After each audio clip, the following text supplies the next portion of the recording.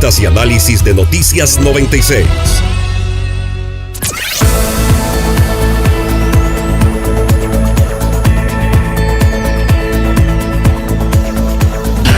Muy buenos días, hoy miércoles 28 de mayo, son las 7:41, Francia Adroet les saluda y a mi lado tengo a Diana Holguín en su programa favorito, Voces y Opiniones. ¿Qué tal, Diana? ¿Cómo fue tu día el martes? ¿Qué tal, amigos? Muy buenos días, sean ustedes bienvenidos a este programa de la 96.9 FM. Ya estamos a mitad de semana, ombligo de semana, y bueno, la verdad es que ha sido una semana normal, obviamente después del feriado, retomando con mucho ánimo y mucha fuerza, con positivismo también esta semana laboral, así que todo marcha bien. Esperamos también que usted, amigo oyente que nos está escuchando, también esté cargado de buenas energías, sobre todo con mente positiva, de que las cosas pues tienen siempre un rumbo mejor, si es que acaso estamos atravesando por algún momento de bajón. Así es, hemos visto varias noticias. De hecho, ya se oficializó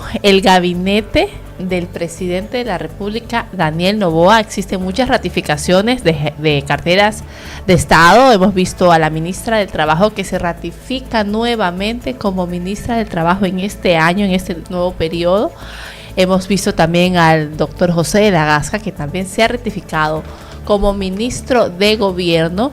Sin embargo, Diana, existe sí un cambio y se trata de el abogado Edgar Lama, que ya no formará parte de la cartera de Estado, ya deja de ser el ministro de Salud. Es decir, que en menos de 24 horas hubo un cambio. Así es, en menos de 24 horas hubo un cambio, y la verdad es que Edgar Lama fue recientemente nombrado como ministro de Salud. No sé a qué se deberá ese cambio. Siento yo que hacía un buen papel. Estaba al tanto de todo, mucho más en estas nuevas epidemias que han surgido. Pero tenemos noticias, y noticias fuertes, Diana. El alcalde de Guayaquil, Aquiles Álvarez, y el expresidente ecuatoriano Rafael Correa discreparon sobre el abogado que defiende al edil porteño en el caso AAA, en el que se investiga una presunta venta ilegal de combustible. Ramiro García Falconi es la defensa del alcalde, una elección que molestó a Correa, quien subió a X una foto del letrado aparentemente antigua, dormido en un sillón frente a lo que parece ser una jarra con hielo y bebidas. Ramiro García dando clases de moral y ética profesional es realmente vomitivo, indicó el exmandatario. En tanto, el expresidente de la República, Abdalá Bucaram, reaccionó a las declaraciones que realizó el secretario de Salud y Servicios Humanos de Estados Unidos, Robert Kennedy Jr., respecto a que sospecha que la Agencia Central de Inteligencia de su país había colaborado en el asesinato del presidente ecuatoriano Jaime Roldós. Bueno, empecemos con la primera noticia. ¿Qué te parece esas declaraciones del presidente de la República en contra de su alcalde, que es parte de su bancada, de la RC o Reto? ¿Qué te parece, Diana? Bueno, la verdad es que siento que en algún momento esto podía pasar, porque obviamente cada uno tiene firme su opinión, cada uno tiene también su carácter. Entonces, no sé, creo que ahora que lo hagan público, quizás esto ya se venía llevando por debajito de la mesa, quizás internamente, por algún mensaje, pero ahora que lo haga público sí llama la atención, ¿no? Claro, porque sí, podrían haber esos desacuerdos o esos diferentes puntos de vista internamente, además, pero que lo haga en una red social y que... ¿O crees que será parte de la estrategia para ir desvinculándose del rostro y de la imagen de Rafael Correa? Puede ser, es que en política nada está dicho, incluso también puede ser una estrategia para hacer creer a la oposición de que están mal, pero en realidad no es así. Entonces hay que ver si más adelante ocurre algún evento similar. Igual siempre el tiempo lo dice todo. Claro, además que, bueno, igual extraña la reacción del expresidente Rafael Correa. Él siempre ha tenido cierta apatía en cuanto al abogado Ramiro Falconi. De hecho, se han peleado públicamente.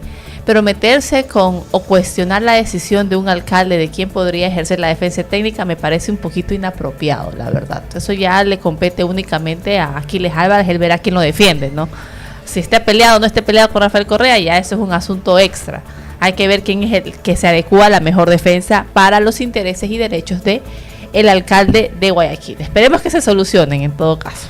Por otra parte, les contamos que el expresidente Guillermo Lasso ha contado en varias ocasiones que no tuvo la oportunidad de ir a la universidad en su juventud, pero que de todos modos ha buscado espacios de formación académica a lo largo de su vida, particularmente en las áreas en las que se ha desempeñado en finanzas y política. El más reciente es un programa de formación en historia, filosofía e inteligencia artificial impartido en la Universidad de Navarra en Pamplona, España. Recordemos que el expresidente también estuvo dando hace algunos meses, justamente coincidía con la época de campaña electoral de presidenciables, que estaba regalando becas, ¿no? Claro. Obviamente había que cumplir unos requisitos, pero entiendo que fueron alrededor de 300 becas, un poquito menos, que concedió el presidente para que se vayan a formar, sobre todo en tercer y cuarto nivel en el exterior. Y llama la atención porque, bueno, él admite de que no cumplió con esta parte formativa dentro de lo que tiene que ver el área académica, pero lo hizo también a través de programas de formación, y eso también destaca mucho es algo que también es muy común en los empresarios, porque se dedican por una parte de su tiempo, de su vida, a crecer en un patrimonio, a poder consolidarlo, y ya cuando se dan cuenta, pues dicen, ya ha pasado un tiempo, creo que no, quizás no sea el momento de entrar a la universidad, pero obviamente se siguen capacitando, y eso es muy bueno, que haya ese mensaje igual de que existe como sea un tipo de educación, porque a veces las personas dicen, ay no, es que yo quiero ser rico, los jóvenes dicen, no, es que yo quiero ser rico, ahora dicen, ay, quiero ser tiktoker, quiero ser influencer, y gano de esa manera y no me preparo y no sigo ningún curso ni nada, sino que lo hago de manera empírica. Exactamente. Yo siento que ha habido un cambio generacional en cuanto a la formación académica. ¿Sabes qué? Es importante. A mí me gusta estudiar, la verdad. Yo no soy nerd, no soy el doctor Constaín que pasa leyendo jurisprudencia. Pero sí me pego ahí mi lecturita. Me gusta saber cosas, me gusta saber cómo funciona el mundo realmente. Yo creo que tú más, pues Diana, que tú eres... tienes que saber de economía, saber algo de derecho, saber algo de marketing, de comunicación, o sea... Un profesor nos decía en la universidad, un profesor que recuerdo con mucho cariño, Johnny Alvarado, nos explicaba que un periodista es una persona con un mar de conocimiento, pero con 1 centímetro de profundidad. Es que o sea, uno tiene que saber de todo, quizás, obviamente no, yo sé un poco de economía, pero no soy economista, sé un poco de derecho, pero no soy abogada, o sea, toca, porque obviamente hay que estar empapado de todo lo que acontece en el mundo, hasta de política internacional. Claro. Y eso de formarse de manera empírica, de manera personal y apasionada, para mí no está mal, para mí es algo que incluso se debe realizar, es algo que hay que estar siempre en constante preparación, en constante evolución y formación, pero que se vea a la universidad como algo no necesario, hoy en día sí me parece un poco preocupante, porque se están buscando seguir modelos, como por ejemplo, la semana pasada salía Mark Zuckerberg, el dueño de Meta, de Facebook, a decir que él salió de Harvard y que él creía que no era importante seguir una carrera universitaria, pero no todos pueden tener esa oportunidad que tuvo Mark Zuckerberg. Claro, estamos hablando de 1 en 1 millón. Entonces sí, creo que hay que implantarle el chip del interés académico a estas nuevas generaciones que se formen, incluso hasta para que hagan su contenido, de verdad. Yo no estoy en contra de los contenidos digitales. A mí me gusta esta nueva generación que hacen sus videitos y toda la cuestión, pero sí me gusta el contenido de calidad, que tengan un dato, algo que me haga volar la cabeza, que me expliquen algo. Creo que es parte de una comunicación disruptiva y obviamente preparación académica, lectura. En fin, ¿quiénes somos nosotras para jugar? Por otra parte, el caso David Romo no se ha cerrado.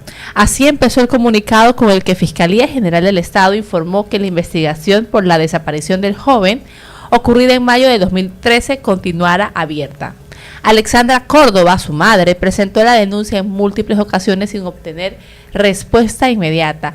No fue sino hasta el 2 de octubre del 2018 que la entidad judicial comenzó con diligencias como la recuperación contenida en su teléfono celular y la revisión de una declaración en reserva de datos impuesta desde mayo del 2015.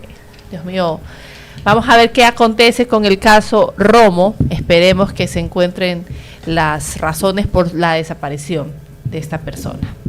Por otra parte, les contamos que Noboa habla de una posible focalización del subsidio al diésel sin afectar a la gente.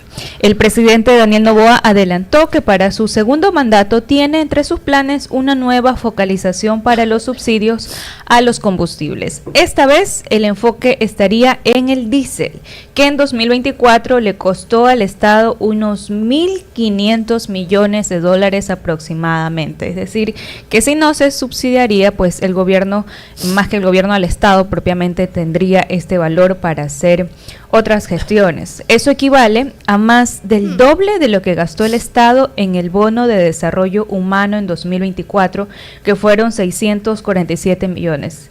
Es decir, que los beneficiarios por el bono reciben este rubro, pero quienes se benefician del subsidio del diésel, pues reciben un rubro mayor.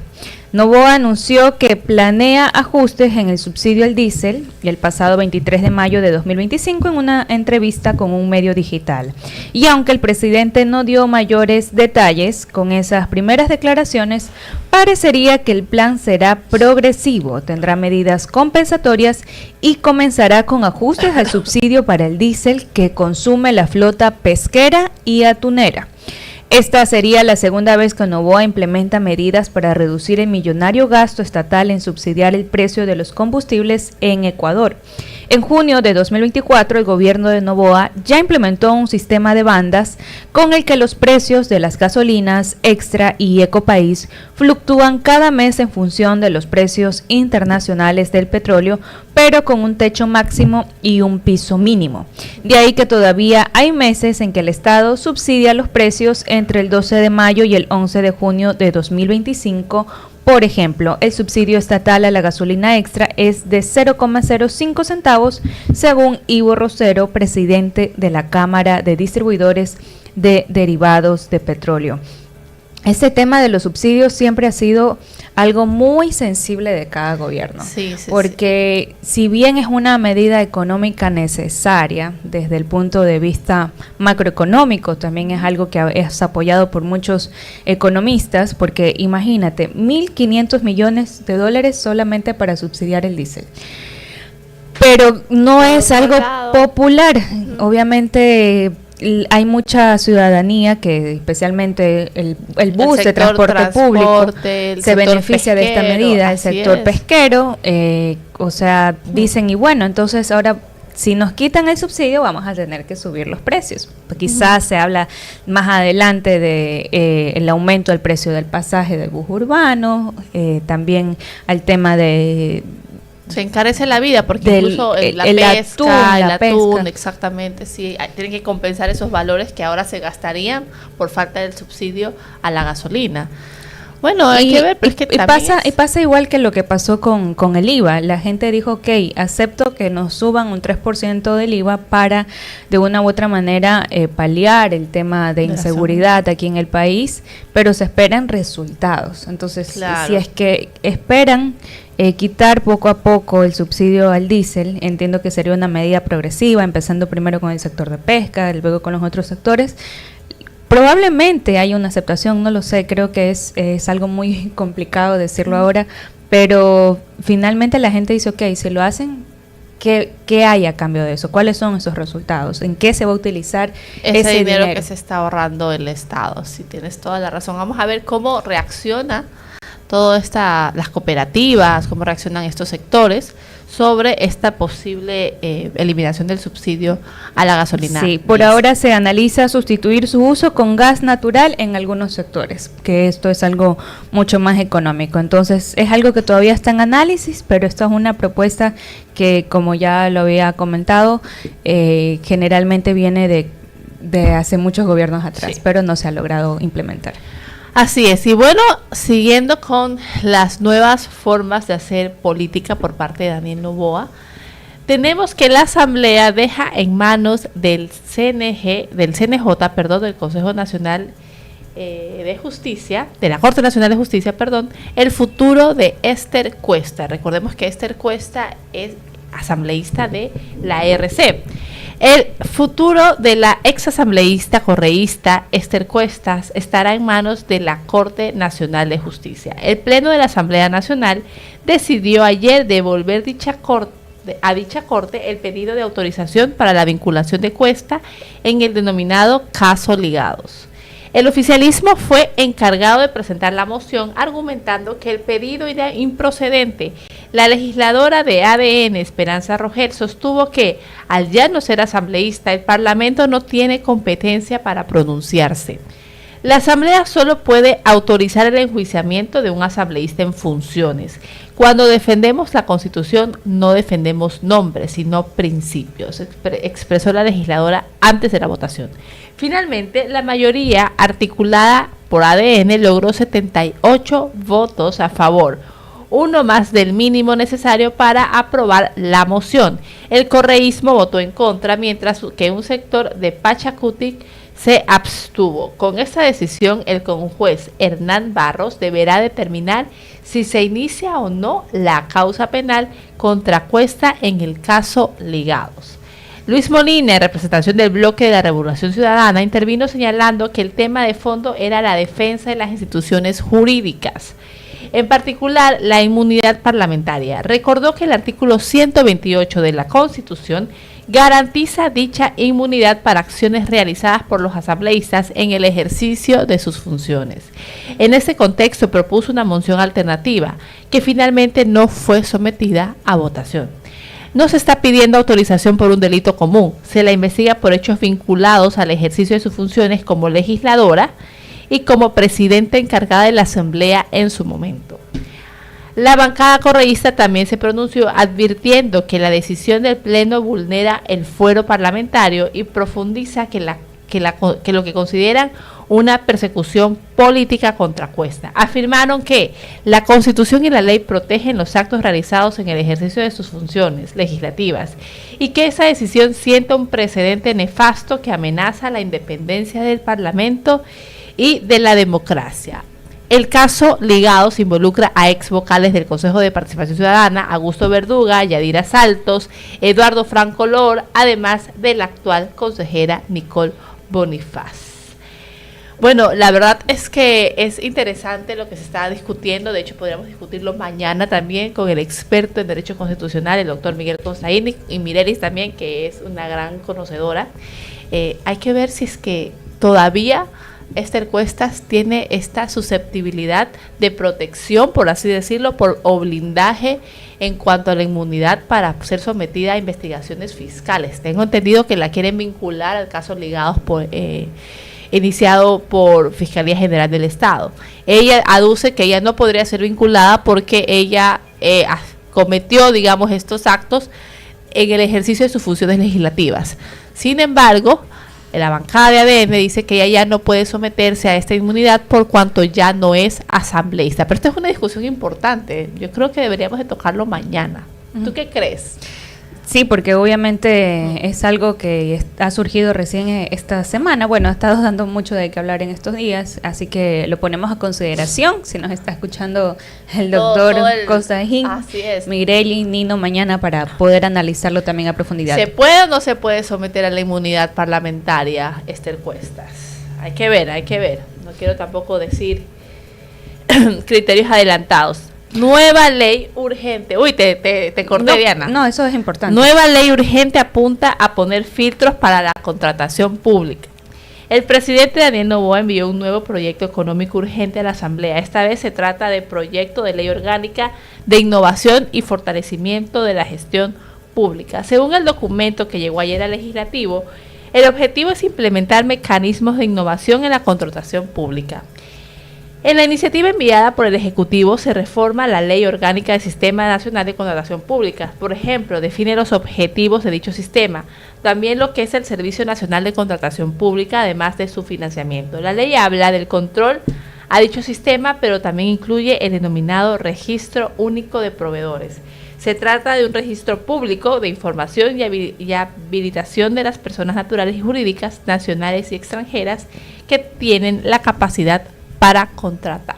Ya tenemos aquí otro nuevo proyecto de ley en materia económica. Y urgente. Urgente.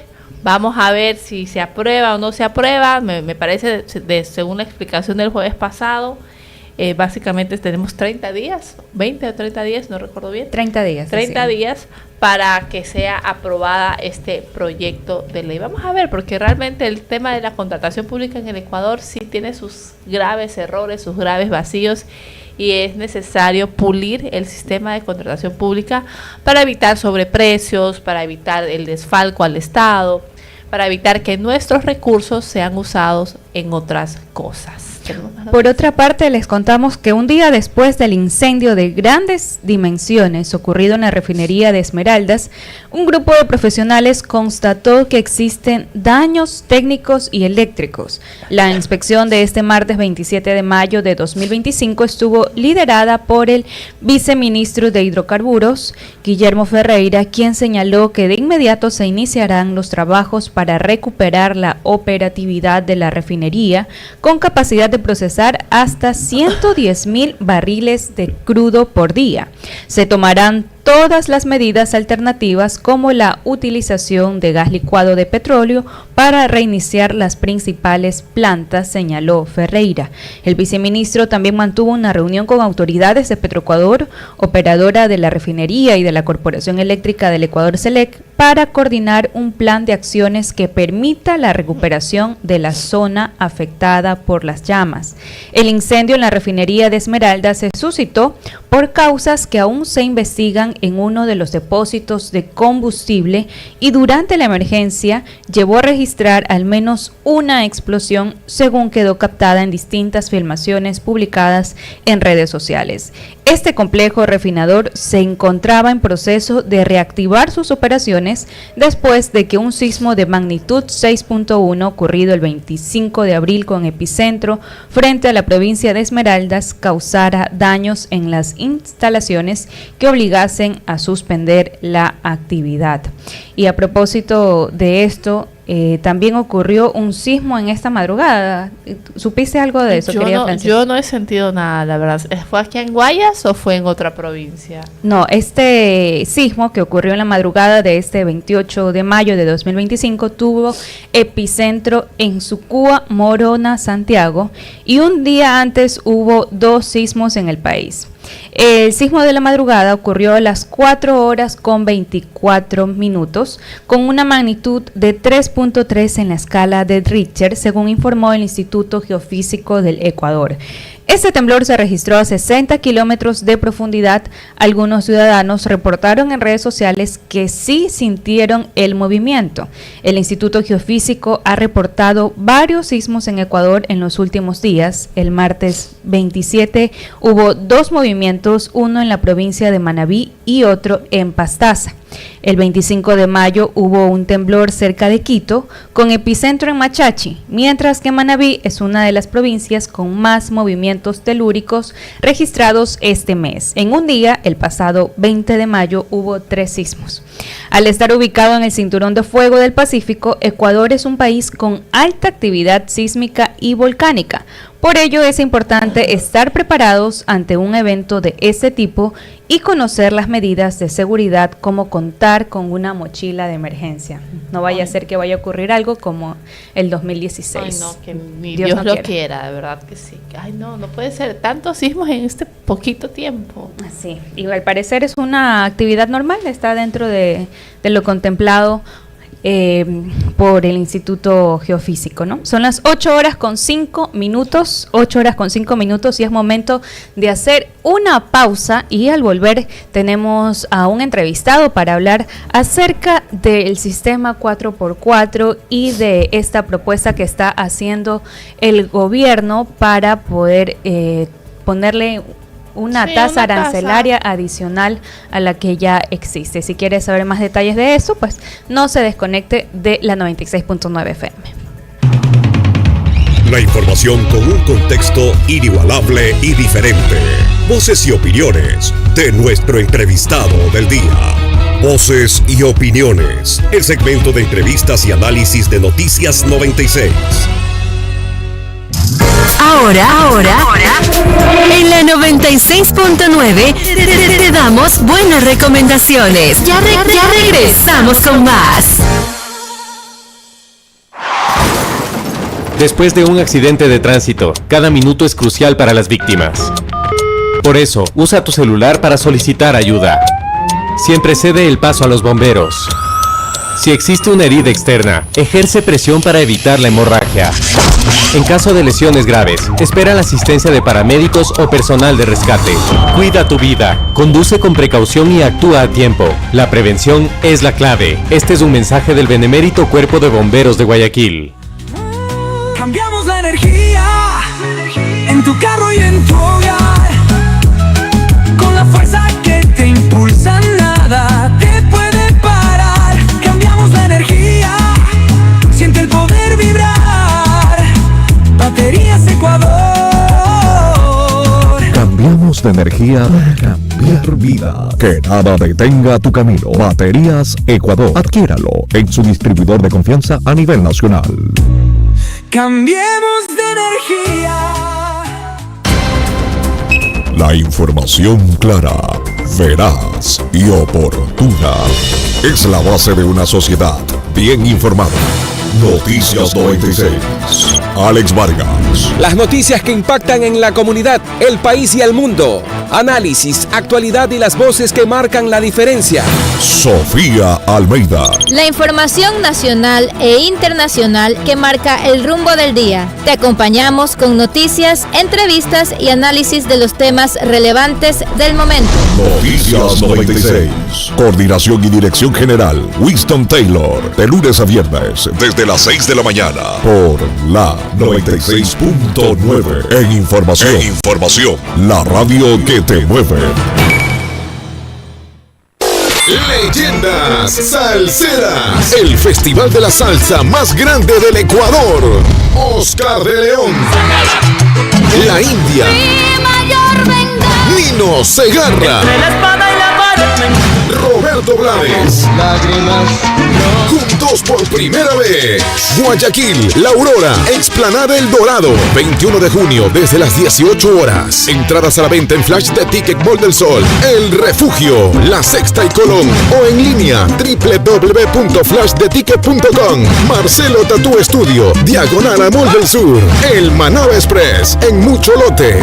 Empanada de Paco en 9 de octubre y García Vilés. La 96.9, radio oficial de este evento. Los mejores están con los mejores. En la 96.9 te recomendamos lo mejor. La información con un contexto inigualable y diferente. Voces y opiniones de nuestro entrevistado del día. Voces y opiniones. El segmento de entrevistas y análisis de Noticias 96.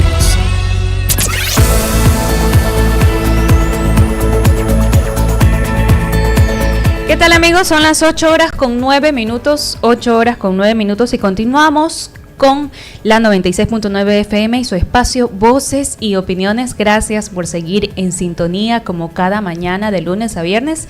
Y recuerden que estamos transmitiendo en vivo para Facebook y YouTube. Ahí nos encuentran como @la 96.9 FM para las personas que quizás el día de mañana están haciendo alguna actividad y no estén conectadas específicamente a la radio, pues a través de su teléfono celular o de su computador pueden seguir informados. Así es, tenemos otra novedad en lo internacional. Estados Unidos pausará entrevistas a visas a extranjeros que buscan entrar a sus universidades. En medio de una batalla contra la Universidad de Harvard, el gobierno de Donald Trump planifica medidas más estrictas para los extranjeros que quieran estudiar en las universidades de Estados Unidos. El gobierno de Trump está ordenando a las embajadas y secciones consulares de Estados Unidos que pausen la programación de nuevas entrevistas para los solicitantes de visas de estudiante, según reveló el medio estadounidense Político este 27 de mayo del 2025.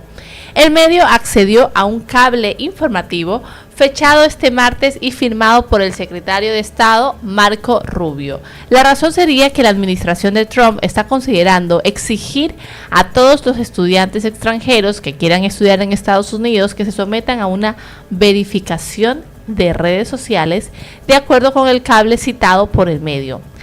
Con efecto inmediato, en preparación para la ampliación de la revisión y verificación de antecedentes requeridas en redes sociales, las secciones consulares no deben añadir más citas para visas de estudiantes o visitantes de intercambio hasta que se emitan nuevas directrices, lo cual prevemos que ocurrirá en los próximos días, indica el cable. Dios mío, imagínate todos los estudiantes que están aspirando a estudiar en Estados Unidos, que todos conocemos que Estados Unidos tiene una gran formación académica. De hecho, mi hermana estudió en Estados Unidos. Gracias a Dios ya estudió a tiempo, si no se quedaba acá en el país. Y gracias a Dios yo no tengo la plata para pagar esa universidad. Pero bueno, seguramente debe ser, no creo ese tema de revisar, de verificar los antecedentes en redes sociales. ¿Por qué sería necesario verificar los antecedentes en redes sociales? Creo más bien que esta nueva regulación obedece a un proteccionismo académico, bueno, que ya lo ha caracterizado a Trump durante varios años, ¿no? Supongo yo que él quiere guardar estas universidades para los estudiantes norteamericanos. Sí, sí, justamente también es lo que se deja entrever, porque obviamente ya lo ha dicho abiertamente que quiere hacer de Estados Unidos un país grande de nuevo, tener su política antimigratoria, y ahora ya no solamente se trata del trabajo, sino de la gente que va a trabajar de forma irregular y que va pues como migrante ilegal, sino también de los estudiantes, aquellos que tienen un sueño por prepararse y formarse, y no siempre es el afán quedarse a vivir en Estados Unidos, sino simplemente gozar de esa preparación. Pasa mucho. Claro, yo le decía a mi hermana, yo quería un cuñado gringo, yo quería ya tener sobrinos gringos, pero no, se regresó y está trabajando acá, y obviamente feliz porque tuvo su maestría en la universidad que ella quería,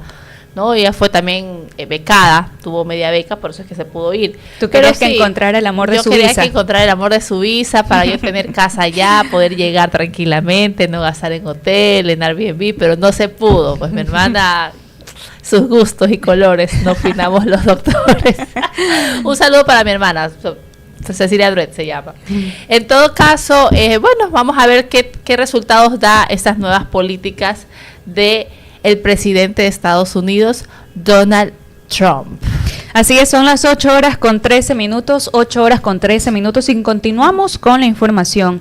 Y es que desmantelaron una red de contrabando que traficaba productos en la frontera de Ecuador y Perú. La policía de Ecuador desmanteló la madrugada del martes en el sur del país una red de contrabando que movilizaba mercancía desde Perú para comercializarla en Ecuador como productos de fabricación local, según explicaron las fuerzas de seguridad en redes sociales. Los agentes aprendieron a 8 ecuatorianos, 7 varones y una mujer, la líder de la banda, la mujer, en las provincias de El Oro y Guayas, en el marco del operativo denominado Fénix 153, como presuntos autores de 3 delitos de asociación ilícita, contrabando y defraudación tributaria. La actividad de la banda la llevó presuntamente a generar un perjuicio tributario de más de 1.6 millones de dólares a Ecuador y alcanzar, gracias a la evasión de impuestos, un beneficio superior a 4.5 millones de dólares. La policía incautó un arma de fuego, 5 vehículos, 6 teléfonos móviles y hasta 400 unidades de calzado de procedencia extranjera, además de documentos relacionados con los hechos investigados. Las pesquisas policiales duraron varios meses, tiempo en el que los agentes descubrieron que los arrestados utilizaban motocicletas para trasladar la mercancía desde Perú a Ecuador a a través del puente internacional Aguas Verdes Huaquillas. En la provincia del Oro, fronteriza con Perú, almacenaban los productos en una bodega y los etiquetaban ilegalmente como productos nacionales. Después transportaban la mercancía en furgonetas hasta la provincia de Guayas con destino a la bahía de Guayaquil, una zona con locales comerciales a los que les vendían los productos. Así es, y bueno, retomando la noticia que inició este programa sobre el gabinete ministerial y secretaría del presidente Daniel Noboa, vamos a mencionar los nombres. Queda ratificado Stalin Andino como secretario jurídico, Cintia Yeliber como secretaria de Administración Pública y de Gabinete, Juan Bernardo Sánchez, aquí va el primer cambio del gabinete, es el nuevo ministro de Salud. Así también se ratifica Harold Burbano como el ministro de Inclusión Económica y Social. Se ratifica también Mateo Estrella como ministro de Turismo. María Cruz Riofrío también es la nueva ministra de Ambiente. Gabriela Sommerfeld como ministra de Relaciones Exteriores. Giancarlo Lofredo como ministro de Defensa. Sarija Moya como ministra de Economía. John Renberg como ministro del Interior. Alegría Crespo como ministra de Educación, Roberto Luque como ministro de Transporte y Obras Públicas, Ivonne Núñez como ministra de Trabajo, Danilo Palacios como ministro de Agricultura y Ganadería, Inés Manzano como ministra de Energía y Minas, Humberto Plaza como ministro de Vivienda, José David Jiménez como ministro de Deporte, Romina Muñoz como ministra de Cultura y Patrimonio, Roberto Acuri como ministra de Telecomunicaciones, Ariana Tanca se ratifica también como ministra de Mujer, César Vázquez como ministro de Educación Superior, Michelle Sensei como ministra de Inteligencia Estratégica, Jorge Carrillo como ministro de Gestión de Riesgos, Irene Vélez como ministro de Comunicación y José Javier de la Gasca como ministro de Gobierno. Ya oficialmente se conoce el gabinete ministerial y las secretarías de Daniel Noboa. La mayoría ratificados. La mayoría solo hubo dos cambios, el de Ambiente y el de Salud, así exactamente. Hay que ver por qué son los cambios, pero en todo caso esperemos que este sea el mejor equipo para el presidente de la República. Y hay otra noticia que viene desde Cancillería, y es que Cancillería pide a ecuatorianos no viajar a Venezuela ante grave riesgo de detenciones arbitrarias. El Ministerio de Relaciones Exteriores y Movilidad Humana recomendó a los ciudadanos ecuatorianos no viajar a Venezuela, al asegurar que existe un grave riesgo de que ocurran detenciones arbitrarias sin garantías para el derecho a la defensa. La Cancillería ecuatoriana recordó, a través de un comunicado difundido el martes en redes sociales, que el gobierno de Nicolás Maduro solicitó el retiro de su personal consular ecuatoriano en octubre del año pasado. Esta situación impide brindar asistencia a los ecuatorianos residentes o en tránsito en ese país y se ve agravada por la negativa de las autoridades venezolanas a proporcionar información sobre ciudadanos ecuatorianos detenidos, afirmó la entidad. La advertencia por parte del gobierno de Ecuador fue emitida horas después de que la Oficina de Asuntos Consulares del Departamento de Estado de los Estados Unidos elevó un pedido similar para sus ciudadanos. La nación norteamericana apunta a riesgos para sus ciudadanos similares a los que Ecuador señaló, como la posibilidad de que se ocurran detenciones injustas, torturas durante la privación de libertad, secuestros y que las leyes locales sean aplicadas de forma arbitraria. El gobierno de Maduro, por otro lado, aseguró que los venezolanos en Estados Unidos son víctimas de un sistemático patrón de violaciones a sus derechos humanos, siendo detenidos arbitrariamente debido a las severas medidas migratorias que impulsa Trump. Con respecto a la advertencia de Ecuador a sus ciudadanos, las autoridades venezolanas aún no han emitido un pronunciamiento oficial ni tomado medidas similares. Sin embargo, ya está dicho, la Cancillería pide a los ecuatorianos no viajar a Venezuela ante grave riesgo de detenciones arbitrarias. Wow, de verdad una noticia que nos deja intranquilos a todos los ecuatorianos. Eso no debería pasar en ningún país, honestamente. Y bueno, tenemos como otra noticia sobre la violencia que empuja un éxodo silencioso en sociovivienda. La violencia armada y el control territorial de bandas criminales han convertido a sociovivienda en un conjunto habitacional en el noroeste de Guayaquil, en un epicentro de desplazamiento forzado interno. Tras la masacre del 6 de marzo que dejó 22 asesinados, decenas de familias han abandonado sus hogares por temor a ser las próximas víctimas. Según el informe del Comité Permanente de Defensa de los Derechos Humanos, 32 de 77 familias encuestadas han sido desplazadas, mientras que otras 45 permanecen confinadas en condiciones de alto riesgo. En total, 316 personas han sido afectadas directamente, incluyendo 99 niños y adolescentes, 30 adultos mayores y 14 personas con discapacidad. ¿A dónde van? Nos fuimos con lo que teníamos puesto, no podíamos esperar a que nos tocara a nosotros, relata María, madre de 3 hijos que ahora vive en casa de familiares. Las familias desplazadas han buscado refugio principalmente en sectores periféricos como Monte Sinaí, la Isla Trinitaria, Durán y zonas rurales de la provincia del Guayas. Sin embargo, muchas de estas áreas también enfrentan problemas de inseguridad, lo que convierte una situación en un ciclo de vulnerabilidad constante, ¿verdad? Es terrible esta movilidad interna de las familias que no quieren ser víctimas de la violencia y de la inseguridad, acá específicamente en Guayaquil. Hemos visto una cantidad alarmante, estamos hablando de 316 personas que han abandonado sus hogares, sus cosas de toda la vida, su núcleo social, para ser trasladados a casas de familiares en la periferia de Guayaquil, evitando ser las siguientes víctimas de la delincuencia organizada. Es algo que sí o sí tiene que cambiar, Diana, de verdad que esto es alarmante. Imagínate el sueño de todo ecuatoriano, que es tener su propia vivienda, y llega el momento en donde con mucho esfuerzo la tienes y de repente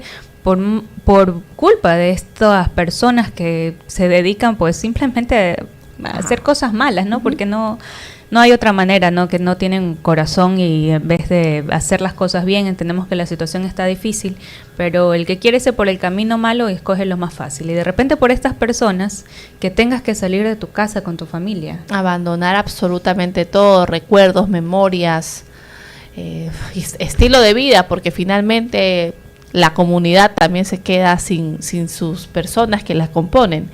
Es importante que se observen estas nuevas conductas, esta nueva movilidad humana interna y se pueda hacer algo al respecto. Por otra parte, les contamos en Noticias de Comunidad que la tosferina en Ecuador ha reportado casos hasta por 874 en lo que va del año, con brotes en escuelas y alerta en Chimborazo. El número total de contagios por tosferina en Ecuador alcanzó los 874 afectados desde el inicio del año y hasta el pasado 18 de mayo, según cifras oficiales del Ministerio de Salud Pública. Según el MSP, las provincias de Manabí, con 233 casos, y Guayas con 191, así como Pichincha con 154, son las 3 que tienen mayor incidencia en este año de esta enfermedad altamente contagiosa.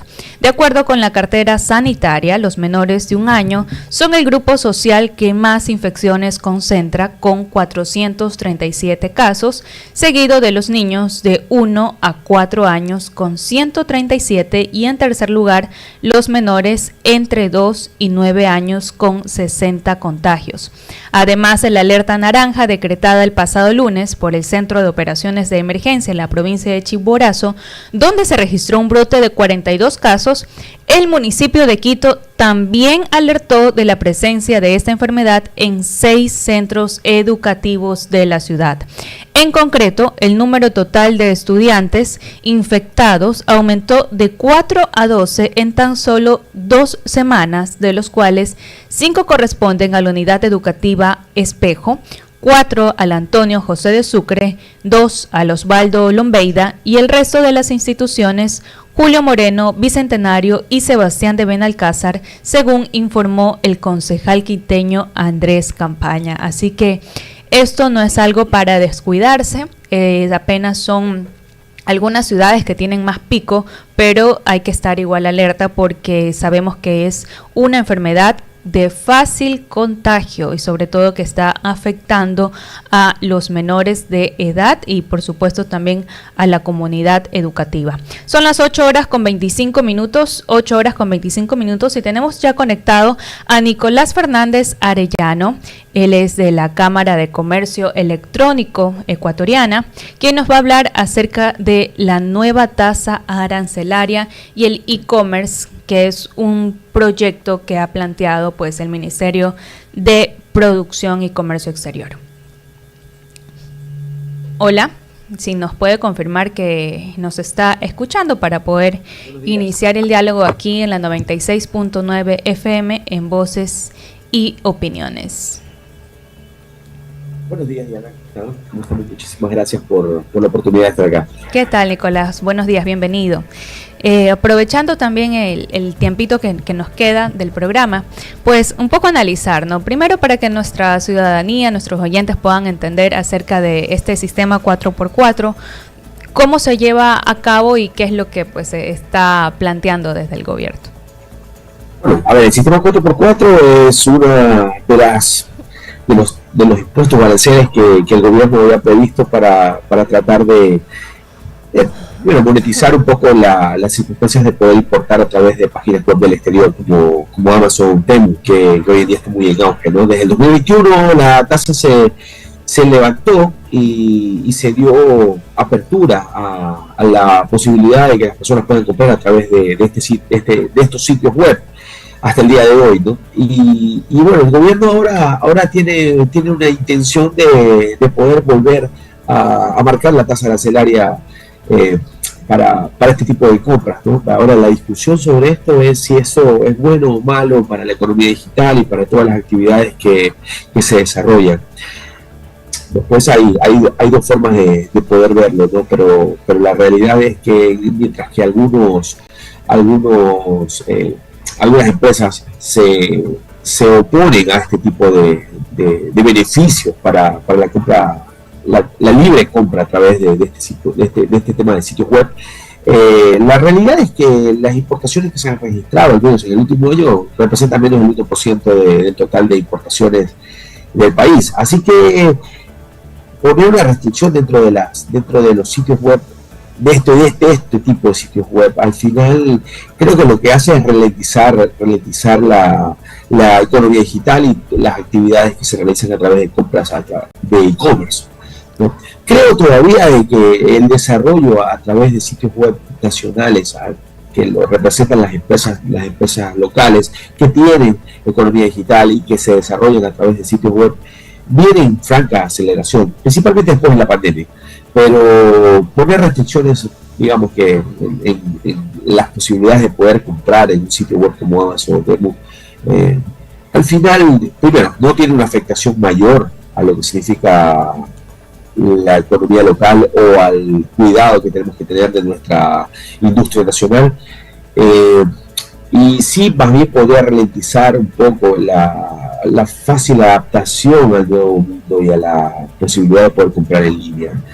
Uno de los actores... Simplemente al ver oportunidades o resultados de otros países como Colombia, podemos ver que más bien durante muchos años el gobierno impulsó la economía digital a través más bien de beneficios, como el día sin IVA, que plasmó en Colombia un antes y un después de la forma de comprar en línea, ¿no? Las personas esperaban un día en especial, que era 1 o 2 días al año, en el que podían comprar incluso sin pagar impuestos, ¿no? Y ese tipo de actividades fomentaba muchísimo el tema o la posibilidad de poder hacer este tipo de transacciones que benefician a todos. De alguna manera es un nuevo producto, es una nueva forma de comprar y es una nueva forma de adaptarse a la globalización y a todo lo que está pasando en la región. Ecuador todavía apenas cierra el último año en una facturación de $2.500 millones en transacciones no presenciales.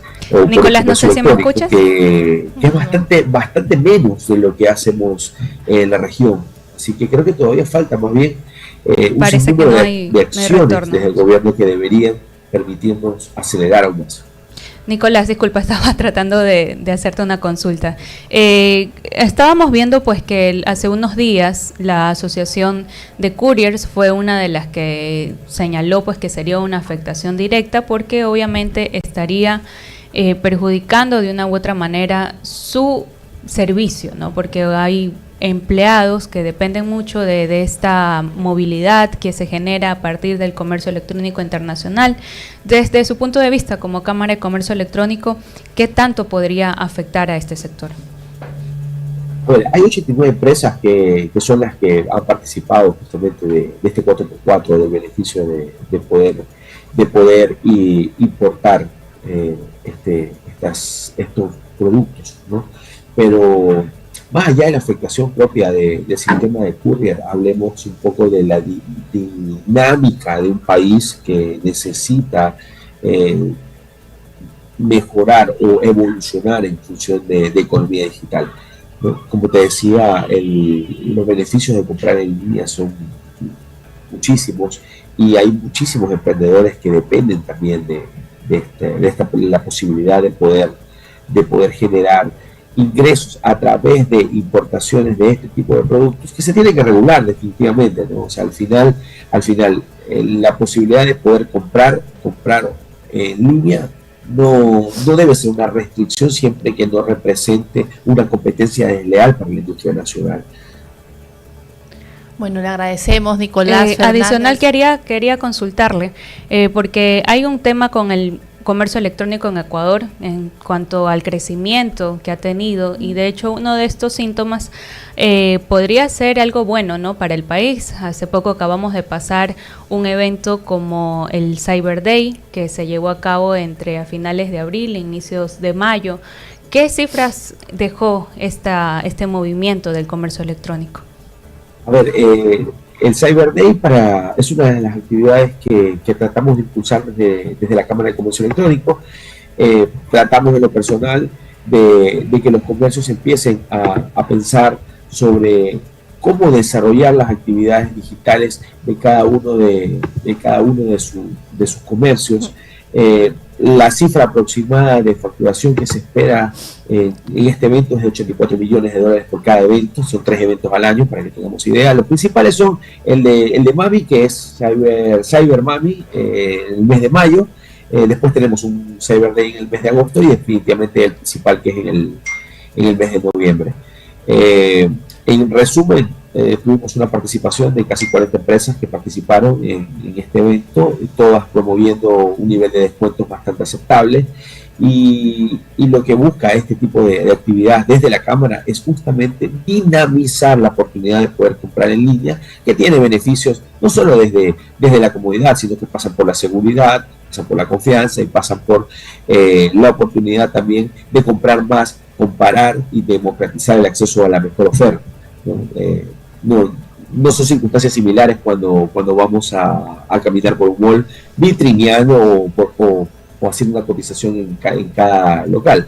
En línea es mucho más sencillo de poder acceder a la mejor oferta, al producto que mayor valor le genera, y las compañías o las empresas tienen que, entendiendo esto, poder fortalecer su vitrina digital. Y bueno, nosotros como Cámara lo que buscamos justamente es poner al Ecuador en rieles digitales para pronto poder estar en cifras similares a las que nuestros vecinos facturan, ¿no?, de Colombia y Perú. De eso se trata, justamente sabemos que los números están en constante crecimiento y que de esta adaptación digital también va justamente también creciendo, sobre todo para las diferentes generaciones, no solamente para los jóvenes, sino también para aquellos que incluso en su momento no estaban familiarizados con la tecnología. Le queremos agradecer, Nicolás, por habernos acompañado en este espacio de voces y opiniones para hablarnos un poco acerca de este ecosistema del comercio digital y cuáles son estas novedades. Así que bueno, las puertas quedan abiertas para más adelante seguir abordando estos temas. Y bueno, Diana, yo tengo saludos porque ayer me reclamaron que no mande mis saludos. Tengo saludos a un medio muy conocido en Santa Elena, se llama Radio Salinas 103.3, que ellos también quisieran colaborar con nosotros en un futuro. Estamos hablando del doctor Fernando Muñoz, Arturo Clery, Susana, el doctor Marco Hacho y todo el equipo de Radio Salinas. De verdad, están cordialmente invitados.